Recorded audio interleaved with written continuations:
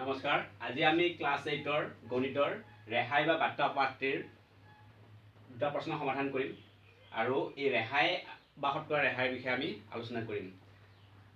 অনুশীলনী যোৱাৰ আগতে আমি ৰেহাই মানে আমি বুজি লওঁ। ৰেহাই মানে হৈছে কি, কোনো এটা বস্তু যেতিয়া আমি কিনিবলৈ যাওঁ তাত যিটো ছপা মূল্য থাকে, যিটো দোকানী কোৱা দাম থাকে, সেই কোৱা দামতকৈ যদি কম দামত বিক্ৰী কৰে তেতিয়া আমি ৰেহাই দিয়া বুলি কওঁ।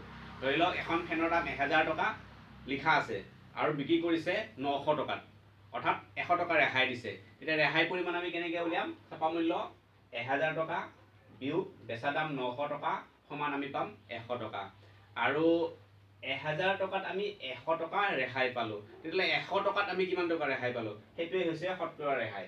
শতকৰা ৰেহাই উলিয়াবৰ কাৰণে যেনে উদাহৰণটো আমি লৈছিলোঁ, ছপা মূল্য 1000 টকা ৰেহাই 100 টকা পূৰণ 100%। তেনেকৈ ল'লে আমি 1000 টকাৰ ফেনখন 900 টকাত বিক্ৰী কৰিলে কিমান শতাংশ ৰেহাই পায় সেইটো আমি উলিয়াব পাৰোঁ। গতিকে ৰেহাই বাৰ্তাৰ যিকোনো সমস্যা সমাধান কৰিবৰ কাৰণে প্ৰথম আমি এই দুটা সম্পৰ্ক জানিব লাগিব। ছপা মূল্য মানে হৈছে যিটো লিখা দাম থাকে বা কিছুমান সামগ্ৰীৰ ক্ষেত্ৰত যিটো দোকানীয়ে কোৱা দাম থাকে। যেনে এটা ফাৰ্নিচাৰ এখন কিনিব গ'লে এটা লিখা দাম নাথাকে, যিজন দোকানীয়ে ক'ব এইটো আলমাৰিটোৰ দাম বোলে 5000 টকা, এই বিচনাখনৰ দাম 8000 টকা, সেইটোৱে হ'ব তাৰ ছপা মূল্য। আৰু দোকানে যদি যিটো দামত বিক্ৰী কৰিব তাতকৈ যদি কম দামত বিক্ৰী কৰে সেইটোৱে হ'ব তাৰ ৰেহাইৰ ওপৰত তাৰ বেচা দাম। গতিকে ৰেহাই উলিয়াব লাগিলে ছপা মূল্যৰ পৰা বেচা দাম বিয়োগ কৰিব লাগিব, আৰু শতকৰা ৰেহাই উলিয়াব লাগিলে ছপা মূল্যৰ দামটো জানিব লাগিব, ৰেহাই পূৰণ 100%। এই দুটাৰ আমি মানটো বহালে সমাধান কৰিব পাৰিম। এতিয়া আমি অনুশীলনী 8.2 লৈ যাওঁ। তাত দিয়া আছিলে, প্ৰথম প্ৰশ্নটো দিয়া আছিলে, এটা ৰেডিঅ'ৰ ছপা মূল্য 2055 টকা 3% ৰেহাই দিলে ৰেডিঅ'টো বিক্ৰী কৰিলে ৰেডিঅ'টোৰ বেচা দাম কিমান হ'ব? ৰেডিঅ'টোৰ দাম আছিলে 2055 টকা। গতিকে আমি প্ৰথমতে ৰেহাইৰ পৰিমাণটো উলিয়াওঁ। কিমান ৰেহাই পালে? ৰেহাইৰ শতাংশ দিয়া আছে 3%। গতিকে আমি উলিয়াই লওঁ 2055 টকাত ৰেহাই। 2055 টকা ৰেহাই উলিয়াব লাগিলে আমি কিমান উলিয়াব লাগিব? 2055 টকা পূৰণ ৰেহাই পৰিমাণটো দিয়া আছে আমাক 3%, 3%। অৰ্থাৎ এইটো আমি সমাধান কৰিব লাগিলে কেনেকৈ লিখিব লাগিব? 2055 পূৰণ 3% মানে 100/3 আৰু থাকিলে টকা। এইটো যদি আমি সৰল কৰি সহজতে উলিয়াব পাৰোঁ তেতিয়াহ'লে যিহেতু শূন্য দুটাৰ ওপৰত হৰণ কৰি কটাকটি কৰিব নোৱাৰি, গতিকে এইটো আমি পোনে পোনে পূৰণ কৰি দিওঁ, তলত 100ৰে হৰণ কৰি দিবলৈ সহজ হ'ব। পোনে পোনে পূৰণ কৰি দিওঁ। 5 3 গুণ 15, 5 3 15 × 16, 3 0 0 1 থাকিলে 3 2 গুণ 6। আৰু 100ৰে হৰণ কৰিলে আমি জানো যে দুটা শূন্য আছে, দুটা অংকৰ আগত দশমিক দিলে হ'ব। গতিকে ইয়াৰ উত্তৰটো হ'ব 61.65 টকা। এইখিনি ৰেহাই পালে, অৰ্থাৎ ৰেডিঅ'টোৰ দাম আছিলে 2055 টকা আৰু 3% ৰেহাই দিওঁতে তেওঁ কিমান টকা দিব নালাগে? 81 টকা 65 পইচা 65 পইচা দিব নালাগে, এইখিনি ৰেহাই। গতিকে এই টকাৰ পৰা এই টকাটো বিয়োগ কৰিলে আমাৰ বেচা দামটো উলিয়াব। এনেকৈ ৰেডিঅ'টোৰ বেচা দাম বুলি লিখিলোঁ। এনেকৈ ৰেডিঅ'টোৰ বেচা দাম 2055 টকা বিয়োগ 61.65, 81 টকা 65 পইচা। এইটো যদি আমি বিয়োগ কৰোঁ, এইটো বিয়োগ কৰিলে 2055, ঠিক তেনেকৈ 61.65, 5 গ'লে 5, 3 4 5 গ'লে 3, 15 5 6 গ'লে 9, 9 1, অৰ্থাৎ 1993.35 টকা। এইটোৱে হ'ব তাৰ বেচা দাম। গতিকে খুবেই সহজ। ৰেহাইৰ যিটো শতাংশ থাকে সেই ৰেহাই শতাংশটো ছপা মূল্যৰ লগত পূৰণ কৰি দিলে তাৰ ৰেহাই পৰিমাণটো পোৱা যায়, আৰু ছপা মূল্যৰ পৰা ৰেহাইটো বিয়োগ কৰিলে তাৰ আমি কি পাওঁ? বেচা দামটো পাওঁ। ঠিক তেনেকৈ আমি 2 নম্বৰলৈ যদি যাওঁ, তাত দিয়া আছে যে এখন কিতাপ 10% ৰেহাই পোৱাৰ পিছত 190 টকাত কিতাপখন কিনিলে, কিতাপখনৰ ছপা মূল্য কিমান আছিলে? এইটো 2 নম্বৰ প্ৰশ্ন। 2 নম্বৰ দিয়া আছে 10% ৰেহাই দিয়া আছে। 10% ৰেহাই পালে 190 টকাত কিনিব পৰা যায়, তেতিয়াহ'লে তাৰ ছপা মূল্য, অৰ্থাৎ কিনা যিটো দামত কিনে সেইটোৱে হৈছে বেচা দাম। যিটো দামত বেচা দাম, যিটো দামত বিক্ৰী কৰে সেইটো দামত কিনে, গতিকে কিনা দাম বেচা দাম একেই হ'ব। গতিকে ইয়াতে আমাক দিয়া আছে প্ৰথম কথা 10% ৰেহাই।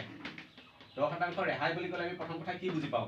10% ৰেহাই অৰ্থাৎ ইয়াৰ মানে আমি বুজি পাওঁ যে 90 টকা বেচা দামত, 90 টকা কিনা দামত, বেচা দামত যিকোনো এটা যিটো দিয়া আছে সেইটো লিখিম আমি। যিহেতু আমাক কিনি দিছে 90 টকা কিনা দামত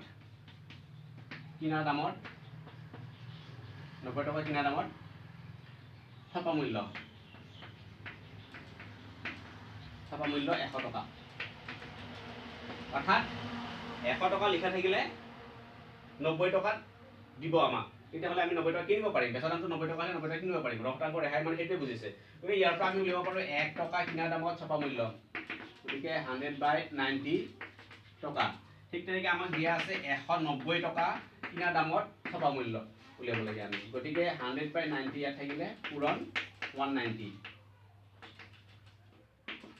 গতিকে আমি এটা শূন্য হৰণ কাটি দিলোঁ, কাটি দি তলত থাকিলে 9, 190 পূৰণ 10 পূৰণ কৰিলে থাকিব 1900 টকা। আমি 9ৰে এইটো হৰণ কৰিলে উত্তৰটো ওলাই যাব। 9ৰে আমি হৰণ কৰি চাওঁ, দশমিকত ওলাব 9 দুগুণ 18, 10, 9 এগুণ 9 থাকিলে, আকৌ থাকিলে 1 0, 9 এগুণ 9 আকৌ থাকিলে 1, গতিকে দশমিক 1 1 এনেকৈ ওলাই গৈ থাকিব। এইটো শেষ হৈ নাযায়, গতিকে 211.11 টকা আমি প্ৰায় বুলি লিখিব পাৰোঁ। যেহেতু দশমিকটো আমাৰ শেষ নহয়, দশমিকটো ওলাই গৈ থাকে, এইটো আমি কি লিখিব পাৰোঁ, প্ৰায় বুলি লিখিব পাৰোঁ। 211 টকা 11 পইচা এইটো হ'ব তাৰ ছপা মূল্য।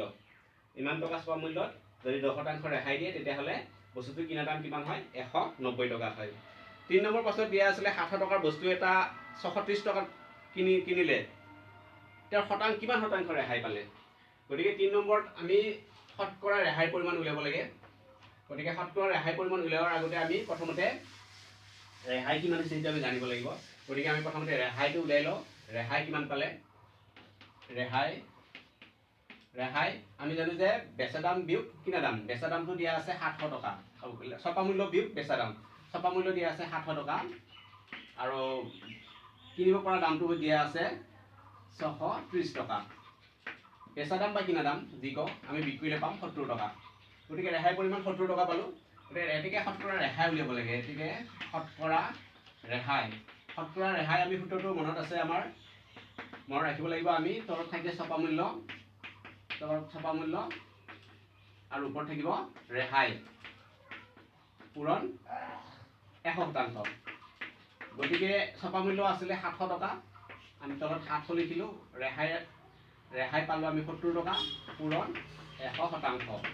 গতিকে ইয়াত 100ৰে 700 হৰণ কৰি দিলোঁ, 0 0 কটা গ'ল। 7 ভাগৰ 70 মানে 10 শতাংশ, অৰ্থাৎ শতকৰা ৰেহাই হ'ব 10%। এইদৰে যিবোৰ প্ৰশ্ন আছে খুব সহজতে সমাধান কৰিব পাৰি। কেৱল ইয়াৰ সম্পৰ্কটো মনত ৰাখিলে হ'ল। ৰেহাই বা বেচা দাম কিনা দাম কি বস্তু বা শতকৰা ৰেহাই কেনেকৈ উলিয়াই সেইটো জানিলে হ'ল। ধন্যবাদ।